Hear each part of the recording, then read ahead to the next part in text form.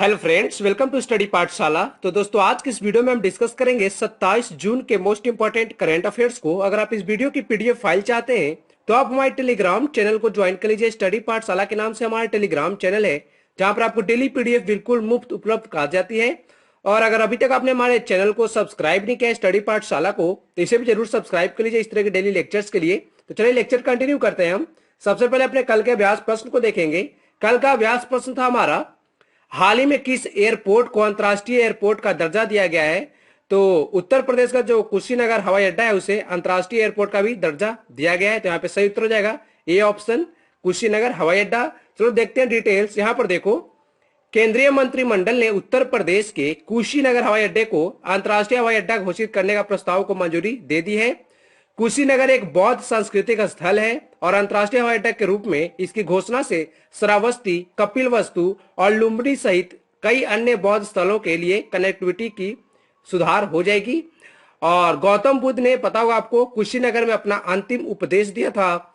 और ट्रांसजेंडर समुदाय के लिए देश का पहला विश्वविद्यालय उत्तर प्रदेश के कुशीनगर जिले में खोला जाएगा। तो भी आपको पता होना चाहिए। चलो आगे देखते हैं आज का करंट अफेयर्स। और पहला प्रश्न है, वार्षिक टीबी रिपोर्ट 2020 में बड़े राज्यों की श्रेणी में पहले स्थान पर कौन है। तो वार्षिक टीबी रिपोर्ट 2020 अभी जारी की गई है। तो बड़े राज्यों की श्रेणी में अगर हम बात करें तो पहले स्थान पर है यहाँ पर गुजरात राज्य। याद रखना, ए ऑप्शन हमारा सही हो जाएगा। चलो डिटेल्स देखते हैं। यहाँ पर देखो, वार्षिक टीबी रिपोर्ट 2020 की हम बात कर रहे हैं। तो पहले तो ये पता होना चाहिए कि रिपोर्ट किसने जारी किया है। तो रिपोर्ट जारी किया गया है हमारे स्वास्थ्य मंत्री डॉक्टर हर्षवर्धन जी के द्वारा। और बड़े राज्यों की श्रेणी में गुजरात को सबसे बेहतरीन प्रदर्शन करने वाले राज्य चुना गया है। एंड इस सूची में दूसरे स्थान पर आंध्र प्रदेश है और तीसरे स्थान पर है हिमाचल प्रदेश। याद रखना, छोटे राज्यों की अगर हम बात करें तो छोटे राज्यों में नागालैंड और त्रिपुरा दोनों को सर्वश्रेष्ठ प्रदर्शन करने वाले राज्य के रूप में सम्मानित किया गया है। देखो, बड़े राज्य और छोटे राज्य की श्रेणी हम कैसे डिसाइड करते हैं। मान लो किसी राज्य की जो जनसंख्या है वो 50 लाख से ज्यादा है तो वो बड़े राज्य की श्रेणी में आते हैं, और छोटे राज्य की श्रेणी में वो राज्य आते हैं जिनकी जनसंख्या जो है 50 लाख से कम है। याद रखना, 2025 तक देश से टीबी को खत्म करने का हमारा लक्ष्य है। भारत ने ऐसा बोला है कि 2025 तक टीबी को अपने देश से खत्म कर देगा। और जनवरी 2020 में भारत सरकार ने राष्ट्रीय क्षय रोग नियंत्रण कार्यक्रम का नाम बदलकर राष्ट्रीय क्षय रोग उन्मूलन कार्यक्रम कर दिया था। और बड़े राज्य और छोटे राज्यों की मैंने अंतर बता दिया आपको। बड़े राज्य वो होते हैं जो 50 लाख से ज्यादा जनसंख्या होती है, और छोटे राज्य वो होते हैं जिनकी जनसंख्या 50 लाख से कम होती है। चलो आगे देखते हैं। अगला प्रश्न पूछा जा रहा है, प्रश्न में किस देश में भारत के बाहर पहला योग विश्वविद्यालय खोला जाएगा। यानी भारत में नहीं, भारत के बाहर की बात हो रही है, क्योंकि भारत में देखो योग विश्वविद्यालय खुल चुका है अहमदाबाद में। तो भारत के बाहर की बात हो रही है यहाँ पर। तो भारत के बाहर योग विश्वविद्यालय खोला जाएगा अमेरिका में। सी ऑप्शन हमारा यहाँ पे सही हो जाएगा। चलो आगे देखते हैं डिटेल्स। यहाँ पर देखो, भारत के बाहर दुनिया का पहला योग विश्वविद्यालय अमेरिका के लॉस एंजलिस में स्थापित किए जाने की घोषणा की गई है। एंड इस योग विश्वविद्यालय का नाम स्वामी विवेकानंद जी के नाम पर रखा गया है। हाल ही में आपको पता होगा हमने 6ठा अंतर्राष्ट्रीय योग दिवस मनाया है, तो उसी के अवसर पर विश्वविद्यालय की शुरू करने की घोषणा की गई है। विश्वविद्यालय में उन पाठ्यक्रमों को उपलब्ध कराया जाएगा जो वैज्ञानिक सिद्धांतों और आधुनिक अनुसंधान दृष्टिकोण को प्राचीन भारतीय अभ्यास से जोड़ते हैं। अंतर्राष्ट्रीय योग दिवस की अगर हम बात करें तो इसे हम मनाते हैं 21 जून को प्रतिवर्ष। और 2020 की थीम थी अंतर्राष्ट्रीय योग दिवस की yoga for health, yoga at home. एक बात याद रखना, ये भारत के बाहर पहला योग विश्वविद्यालय होगा अमेरिका में। भारत में खुल चुका है योग विश्वविद्यालय अहमदाबाद में। चलो आगे देखते हैं। यहाँ पर देखो अमेरिका को मैप में, यहाँ पे देखो रेड कलर से मार्क किया गया है अमेरिका। अमेरिका यहाँ पर है, ऊपर है कनाडा, नीचे है मैक्सिको, और यहाँ पे जो रेड कलर का जो दिख रहा है ये अमेरिका का अलास्का का पार्ट है। याद रखना। और अमेरिका की राजधानी है वॉशिंगटन डीसी। इसकी मुद्रा है डॉलर। राष्ट्रपति है डोनाल्ड ट्रंप जो कि 45वें राष्ट्रपति है अमेरिका के, और उपराष्ट्रपति है माइक पेंस। यहाँ पर देखो अमेरिका की फ्लैग लगी हुई है, और अमेरिका के फ्लैग में देखो यहाँ पे 50 स्टार है। 50 स्टार जो हैं ये सारे अमेरिका के प्रांतों को दर्शाते हैं। अमेरिका में टोटल अभी 50 प्रांत है, इसलिए अमेरिका के फ्लैग पे 50 स्टार है। चलो आगे देखते हैं।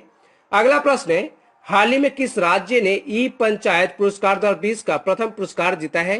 तो ई पंचायत पुरस्कार 2020 का प्रथम पुरस्कार जीता है हिमाचल प्रदेश ने। डी ऑप्शन यहाँ पर सही हो जाएगा। डिटेल्स देखते हैं। हिमाचल प्रदेश राज्य पंचायती राज विभाग ने ई पंचायत पुरस्कार 2020 का प्रथम पुरस्कार जीता है। पुरस्कार किस मंत्रालय के द्वारा दिया गया। तो पंचायती राज मंत्रालय जो है हमारा उसने पुरस्कार को दिया है और पंचायती राज मंत्रालय के मंत्री हैं नरेंद्र सिंह तोमर जी, याद रखना। अगर हम बात करें हिमाचल प्रदेश पंचायती राज विभाग की, तो राज्य के इन सभी 3,226 पंचायतों में इंटरनेट की सुविधा प्रदान की गई है और लोग यहां विभिन्न ऑनलाइन सेवाओं का उपयोग कर सकते हैं। इन पंचायतों में परिवार रजिस्टर, जन्म, मृत्यु और विवाह के पंजीकरण जैसी विभिन्न सेवाएं ऑनलाइन पंजीकृत है, याद रखना। और ई पंचायत पुरस्कार किस राज्य को दिया जाता है वो एक बार देख लो। तो ई पंचायत पुरस्कार जो है उन राज्यों को प्रदान किया जाता है जिन्होंने पंचायतों के कार्यों की निगरानी के लिए सूचना प्रौद्योगिकी का अधिकतम उपयोग सुनिश्चित किया है। चलो आगे देखते हैं अगला प्रश्न। अगला प्रश्न काफी महत्वपूर्ण प्रश्न है, स्पोर्ट्स से रिलेटेड। स्पोर्ट्स से रिलेटेड आज 2-3 प्रश्न है और 2-3 प्रश्न जो भी है सारे महत्वपूर्ण है। तो देखो प्रश्न क्या है, फीफा महिला विश्व कप 2023 की संयुक्त मेजबानी कौन से देश करेंगे? तो संयुक्त मेजबानी इस बार की जा रही है, यानी 2 देश मिलकर मेजबानी करेंगे 2023 फीफा महिला विश्व कप की। तो यहाँ पे वो दोनों देश हैं, ऑस्ट्रेलिया और न्यूजीलैंड, याद रखना। डी ऑप्शन हमारा सही हो जाएगा। चलो देखते हैं यहाँ पर डिटेल्स में देखो काफी कुछ कवर किया गया है, इसमें से कोई भी प्रश्न आपसे पूछा जा सकता है, तो ध्यान से सुनना। ऑस्ट्रेलिया और न्यूजीलैंड फीफा महिला विश्व कप फुटबॉल 2023 की संयुक्त मेजबानी करेंगे। ऑस्ट्रेलिया और न्यूजीलैंड में 2023 में होने वाला टूर्नामेंट जो है यह पहला ऐसा विश्व कप होगा जिसे 2 देश मिलकर आयोजित करेंगे। यानी फीफा महिला विश्व कप अभी तक जहां पर आयोजित हुआ है सिर्फ एक देश में आयोजित हुआ है, यह ऐसा पहला मौका है जहां पर 2 देश आयोजित करेंगे इस टूर्नामेंट को, याद रखना। और ऑस्ट्रेलिया और न्यूजीलैंड जो है इससे पहले कभी भी महिला विश्व कप की मेजबानी नहीं किए हैं, यह पहली बार होगा जब दोनों देश मिलकर इसका आयोजन करेंगे। इस बार इसमें 24 के बजाय 32 टीमें हिस्सा लेंगी, यानी इससे पहले 24 टीमें हिस्सा ले रही थी, अब कितनी लेंगी? 32 टीमें हिस्सा लेंगी, याद रखना। फीफा महिला विश्व कप का पहला संस्करण 1991 में आयोजित हुआ था, पता होना चाहिए। अमेरिका ने सर्वाधिक 4 बार फीफा महिला विश्व कप ट्रॉफी जीता है। 2019 में जो फीफा महिला विश्व कप हुआ था वहां पर फाइनल में अमेरिका ने नीदरलैंड्स को हराया था और फीफा महिला विश्व कप का यह 9वां संस्करण होगा। तो ये सारी इंपॉर्टेंट फैक्ट्स हैं, आप देख लेना, एक बार खुद से पढ़ लेना इसे। चलो आगे देखते हैं। 5वां प्रश्न हमारा, वनडे के इतिहास में सबसे ज्यादा बार 400 रन किस टीम ने बनाया है? तो वनडे जो मैचेस होते हैं हमारे 50 ओवर के, उसमें पूछा जा रहा है आपसे कि 50 ओवर के मैच में सबसे ज्यादा बार 400 रन किस टीम ने बनाया है? तो यहाँ पर सही उत्तर हो जाएगा दक्षिण अफ्रीका, याद रखना। और देखो इस तरह के करंट अफेयर्स, देखो यहाँ पे इमेज जो लगे हुए हैं, इस तरह के करंट अफेयर्स जो है मैं अपने फेसबुक के पेज पे डालता हूँ। हमारा फेसबुक का पेज है स्टडी पाठशाला के नाम से, अगर आप स्टडी पाठशाला जाकर सर्च करोगे तो हमारा फेसबुक पेज आ जाएगा, तो उसे आप जरूर ज्वाइन कर लो। इस तरह का मैं कुछ करंट अफेयर्स और कुछ क्वेश्चन भी डेली पोस्ट करते रहता हूँ अपने पेज पे, तो इसे जरूर ज्वाइन कर लेना। चलो देखते हैं डिटेल्स। यहाँ पर देखो अभी तक 20 बार वनडे क्रिकेट में 400 से ज्यादा रन स्कोर बन चुका है। दक्षिण अफ्रीका ने सबसे ज्यादा 6 बार 400 से ज्यादा रन बनाया है। भारतीय टीम अभी तक 5 बार 400 से ज्यादा रन बना चुकी है। तीसरे नंबर पर इंग्लैंड जिसने अभी तक वनडे क्रिकेट में 4 बार 400 से ज्यादा का आंकड़ा प्राप्त किया है, यानी सबसे ज्यादा जो 400 रन उसने किसने बनाए हैं? वो दक्षिण अफ्रीका ने। दूसरे नंबर भारतीय टीम है जिसने 5 बार बनाया है और इंग्लैंड की टीम 4 बार बना चुकी है। वनडे क्रिकेट में पहली बार 400 रन ऑस्ट्रेलिया की टीम ने बनाया था, याद रखना। और ऑस्ट्रेलिया ने यह कारनामा 12 मार्च 2006 को दक्षिण अफ्रीका के खिलाफ जोहान्सबर्ग में किया था और उसी दिन दक्षिण अफ्रीका ने भी ऑस्ट्रेलिया के खिलाफ 400 रन बनाए थे। यानी देखो ऑस्ट्रेलिया और दक्षिण अफ्रीका का मैच हुआ 2006 में जोहान्सबर्ग में, तो पहले जो है ऑस्ट्रेलिया उसने बैटिंग करते हुए 400 से ज्यादा रन बनाए, लेकिन दक्षिण अफ्रीका ने चेज करते हुए उस टारगेट को पूरा कर लिया था, याद रखना, और उस मैच को भी जीता था। चलो आगे देखते हैं अगला प्रश्न। हाल ही में किस राज्य सरकार ने मातृ पुष्टि उपहार योजना शुरू की है? तो मातृ पुष्टि उपहार योजना किस राज्य के द्वारा शुरू की जाएगी? तो यहाँ पे सही उत्तर हो जाएगा सी, त्रिपुरा। चलो आगे देखते हैं डिटेल्स। यहाँ पर देखो मुख्यमंत्री मातृ पुष्टि उपहार की हम बात कर रहे हैं, तो किस राज्य के द्वारा शुरू की जाएगी? तो त्रिपुरा राज्य जो है हमारा वो शुरू करेगा इसे। इस योजना का उद्देश्य गर्भवती और स्तनपान कराने वाली महिलाओं को पोषण किट प्रदान करना है ताकि शिशु और मातृ मृत्यु दर और कुपोषण की दर को कम किया जा सके। पोषण किट में देखो दिया क्या क्या जाएगा, मूंगफली, सोयाबीन, मिश्रित दाल, गुड़ जैसी खाद्य सामग्री इस पोषण किट में दी जाएगी। इस योजना से राज्य की 40,000 महिलाओं को लाभ मिलने का उम्मीद है। और हाल ही में त्रिपुरा सरकार ने एकटू खेलो एकटू पढ़ो योजना भी शुरू की है, तो ये भी याद रखना। चलो आगे देखते हैं। अगला प्रश्न है, महिला क्रिकेटर रचेल प्रिस्ट ने संन्यास की घोषणा की है, वह किस देश से हैं? तो जो रचेल प्रिस्ट है ये महिला क्रिकेटर है और ये न्यूजीलैंड के लिए खेलती हैं, याद रखना। यहाँ पे आप उनकी तस्वीर देख सकते हो। चलो आगे देखते हैं। यहाँ पर देखो, न्यूजीलैंड की महिला क्रिकेट खिलाड़ी रचेल प्रिस्ट ने अंतर्राष्ट्रीय क्रिकेट को अलविदा कह दिया है। इसी के साथ इस विकेट कीपर के 13 साल के करियर का अंत हो गया। यानी जो रचेल प्रिस्ट है ये विकेट कीपर थी और प्रिस्ट ने कीवी टीम के लिए 87 वनडे और 75 टी20 मैच खेले हैं। देखो जो न्यूजीलैंड टीम है उसे हम कीवी भी बोलते हैं, याद रखना। चलो आगे देखते हैं। यहाँ पे देखो न्यूजीलैंड की लोकेशन, यहाँ पर देखो आपको बड़ा सा ऑस्ट्रेलिया दिख रहा होगा। तो ऑस्ट्रेलिया से आप अगर हल्का ईस्ट में आएंगे तो यहाँ पे देखो तस्मान सी है। तस्मान सी के बाद यहाँ पर देखो न्यूजीलैंड है, याद रखना। और ऑस्ट्रेलिया से देखो ट्रॉपिक ऑफ कैप्रिकॉर्न भी गुजर रही है, यानी मकर रेखा जो है वो गुजरती है। यहाँ पर देखो न्यूजीलैंड की राजधानी है वेलिंगटन। मुद्रा यहाँ पे चलती है न्यूजीलैंडियन डॉलर और प्रधानमंत्री न्यूजीलैंड की जैसिंडा अर्डन, याद रखना। चलो आगे देखते हैं। अगला प्रश्न है एक पुस्तक से रिलेटेड। हाल ही में हैशटैग मी टू पुस्तक लॉन्च की गई है, तो इसके लेखक कौन है, उनका नाम बताओ। तो हैशटैग मी टू पुस्तक जो है इसके लेखक है करण पुरी, याद रखना। सही उत्तर हो जाएगा हमारा ए। यहाँ पर देखो करण पुरी जी बुक के साथ तस्वीर है उनकी।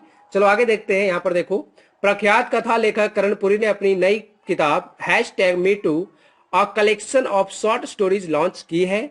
और हाल ही में अमित त्रिपाठी ने अपनी नई fiction book legend of Suheldev the king who saved India का विमोचन किया है, तो इसे भी याद रखना। तो आज का करंट अफेयर्स यहीं पे समाप्त होता है। कल के प्रश्नों का रिवीजन कर लेते हैं एक बार। रूस में विजय परेड का आयोजन किया गया था। भारत की ओर से इस परेड में किसने हिस्सा लिया, तो यहाँ पे हमारे रक्षा मंत्री राजनाथ सिंह जी गए थे। रूस, भारत और चीन के विदेश मंत्रियों की वर्चुअल बैठक की, उसकी मेजबानी किसने की, तो इसकी मेजबानी जो है सर्गेई लावरोफ ने किया, याद रखना। तीसरा प्रश्न, गरीब कल्याण रोजगार अभियान की शुरुआत किस राज्य से हुई, तो ये बिहार के खगड़िया जिले से शुरुआत की गई है इस अभियान की। चौथा प्रश्न, मेलबोर्न क्रिकेट क्लब की पहली महिला अध्यक्ष कौन बनेंगी, तो इनका नाम है क्लेयर कोनोर और एक कुमार संगकारा का स्थान लेंगी। आगे देखते हैं। किस राज्य सरकार ने गरीबों के लिए इंदिरा रसोई योजना शुरू की है, तो राजस्थान सरकार के द्वारा शुरू की जा रही है। हाल ही में इफ्टास का नया अध्यक्ष किसे नियुक्त किया गया है, तो इनका नाम है टी रविशंकर। सातवां प्रश्न है, केंद्रीय मंत्री जितेंद्र सिंह ने कहां पर देविका और पुनेजा ब्रिज का उद्घाटन किया है, तो ये जम्मू कश्मीर दोनों ब्रिज बनाए गए हैं जिसका उद्घाटन जितेंद्र सिंह ने किया है। आठवां प्रश्न, किसके द्वारा ई ब्लड सर्विसेज मोबाइल एप्लीकेशन को लॉन्च किया गया है, तो यहाँ पे सही उत्तर है हमारे स्वास्थ्य मंत्री डॉक्टर हर्षवर्धन जी ने इसे लॉन्च किया है। चलो आज देखते हैं आज का अभ्यास प्रश्न, जिसका उत्तर आप सब नीचे कमेंट बॉक्स में लिखोगे। पहला प्रश्न है, मेलबोर्न क्रिकेट क्लब की पहली महिला अध्यक्ष कौन बनेगी। ऑप्शन है मिताली राज, सना टेलर, सना मीर, क्लेयर कोनोर। और मेलबोर्न क्रिकेट क्लब की स्थापना कब हुई थी वो भी लिखना, और साथ में इसका मुख्यालय कहां पर है इसको भी लिखना है आपको कमेंट बॉक्स में। दूसरा प्रश्न है, इनमें से किस राज्य से तमिलनाडु की सीमा लगती है, तो ऑप्शन है आपके केरल, कर्नाटक, आंध्र प्रदेश, उपयुक्त सभी। और तमिलनाडु से रिलेटेड आप एक और चीज बताना मुझे, पुडुचेरी जो हमारा इंडियन टेरिटरी आप सभी को पता होगा, उसके टोटल 4 जिले हैं, तो 2 जिले जो है पुडुचेरी के वो तमिलनाडु में है। उन दोनों जिलों का नाम बताना है आपको जो तमिलनाडु राज्य में है। चलो आगे देखते हैं। आगे अब तो खत्म हो गया। तो अगर आपको वीडियो अच्छा लगता है तो वीडियो को लाइक करिए, चैनल को सब्सक्राइब करिए। Thank you for watching video. Thank you so much.